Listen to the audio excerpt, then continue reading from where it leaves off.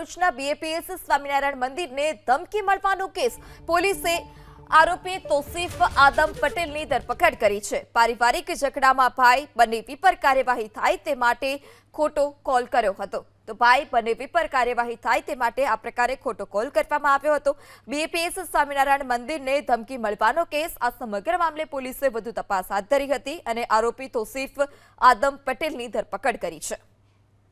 જે કોલ આવેલો હતો તે નંબરની તપાસ હાથ ધરવામાં આવે છે અને તે તપાસ હાથ ધરતા એવું ખ્યાલ આવે છે કે તે વ્યક્તિ હાલ ભરૂચના રેલવે સ્ટેશન ખાતે જણાઈ આવે છે। તેને ત્યાંથી લાવી અને તેની પૂછપરછ કરવામાં આવે છે તો તે સૌપ્રથમ પોતાનું નામ જણાવે છે કે જે તોસીફ આદમ પટેલ અને જે ભરૂચ જિલ્લાનો જ રહેવાસી છે।